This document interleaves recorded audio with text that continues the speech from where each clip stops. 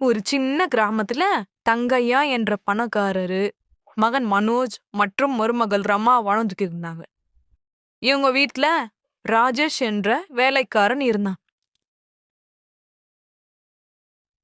ராஜேஷ் ராஜேஷ் அண்ணா சொல்லுங்க அண்ணா, ஏதாச்சும் வேணுங்களா? நீ வீட்ல வேலை செஞ்சாலும் அப்பா உன்னை ஒரு புள்ளையா தான் பாக்குறாரு. அண்ணா, இது எனக்கு தெரியுமே. அதனால்தான் எனக்கு கல்யாணம் செய்து 5 ஏக்கர் நிலமும் கொடுத்தாரு. ஆனா ராஜேஷ், இது என் மனைவிக்கு சுத்தமா பிடிக்கல. உன்கிட்ட கொஞ்சம் இருப்பையும் உன் மனைவி வனிதா கிட்டையும் கோவமா நடந்துக்கிறான்னு தெரியுது. அண்ணா, இதை நினைச்சு நீங்க கவலைப்படாதீங்க. என் மனைவி ரொம்ப நல்லவ. ரமா அண்ணியோட கோவத்தை பெருசா எடுத்துக்கல. அதுக்கு தான் அவ இந்த பக்கம் வராம குடிசையிலேயே இருக்கிறா. அதனால தான் உன்கிட்ட பேச வந்தேன். நீயும் இந்த பக்கம் வர வேண்டாம். இந்தா, இந்த பணத்தை வச்சுக்கிட்டு ஏதாவது சிறு தொழில் செய்து பொழைச்சுக்கோங்க. மன்னிக்கா மன்னிக்கா, கொஞ்சம் தண்ணி குடுமா.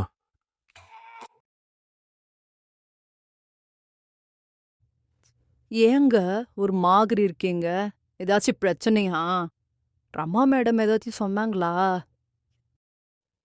அன்னிக்கும் தெரிஞ்சது தானே. மனோஜ் அண்ணா தான் கொஞ்சம் பணம் கொடுத்து ஏதாவது சிறு தொழில் செஞ்சுக்கோ, இந்த பக்கம் வராத அப்படின்னு சொல்லிட்டாரு. அப்பாவை பார்க்காம எப்படி இருக்க போறேன்னு தெரியல. அப்படின்னு வனிதா கிட்ட ராஜேஷ் மன வருத்தத்தோட சொல்லிட்டு இருந்தாரு. ரமா மேடம் முன்னாடி நம்ம இருந்தா அவங்க கோவம் அதிகமாயிடும். அதான் மனோஜ் சார் இந்த யோசனை செய்திருக்கார். நீ சொன்னா சரிதான். இப்ப எந்த தொழில் பண்றது? அவன் மாடு 2 வாங்கிக்கலாம். அதை வச்சு பால், தயிர், நெய், அப்புறம் விரட்டி இதெல்லாம் வச்சு பிழைச்சிக்கலாங்க. மனோ மனோ இங்க வாங்க. எங்க உங்க அருமை தம்பி? இனி அவங்க வரமாட்டாங்க. நீ நிம்மதியா இருந்து தொலை. ஆமா, போங்க நீங்க. ரமா மாடின் மீது ஏறி எத்தி பார்த்தாள். அப்போ வனிதாவும் ராஜேஷும் மாடு 2யும் குளிப்பாட்டு தீவனம் போட்டு பார்த்துக்கிட்டு இருந்தாங்க. இத பார்த்த ரமாவுக்கு கோவம் அதிகமாச்சு.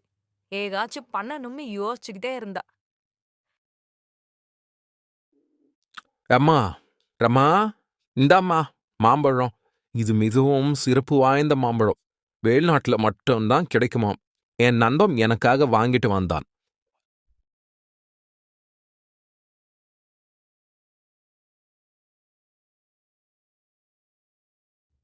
ரமா அந்த மாம்பழத்தை சாப்பிட்டு கொண்டே ஒரு யோசனை செய்தாள்.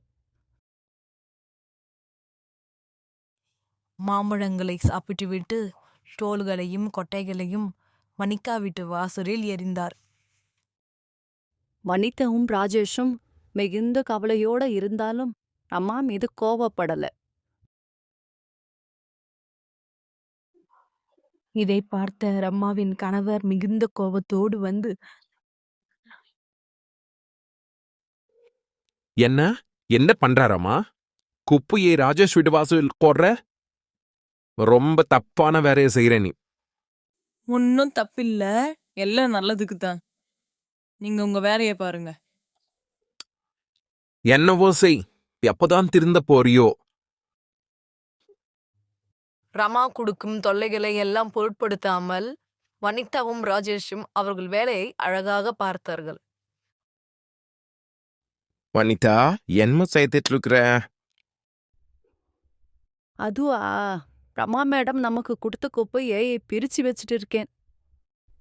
மக்கும் குப்பை, மக்காத குப்பையை பிரிச்சு வச்சா துப்புர தொழிலாளர்களுக்கு குப்பை எடுத்து போறதுக்கு சுலபமா இருக்கும். வனிதா எப்பொழுதும் போல தோலை எல்லாம் மக்கும் குப்பையில போட்டு மாங்கொட்டையை தன்னுடைய நிலத்தில் விரித்து இந்த மக்கும் குப்பை சாணம் எல்லாத்தையும் உரமா போட்டு மாஞ்செடிகளாக வளர்ந்தது. இப்படியே கொஞ்ச நாளும் கழிந்தது. இப்போ வனிதா இடத்துல செடிகள், மரங்கள், பழங்கள் செழுமையாக வளர ஆரம்பித்தது. இது பார்த்த விவசாய சங்கம் இந்த அரிய மாம்பழங்களை தந்த வனிதாவிற்கும் ராஜேஷுக்கும் விருது வழங்கும் விழா ஏற்பாடு செய்தாங்க.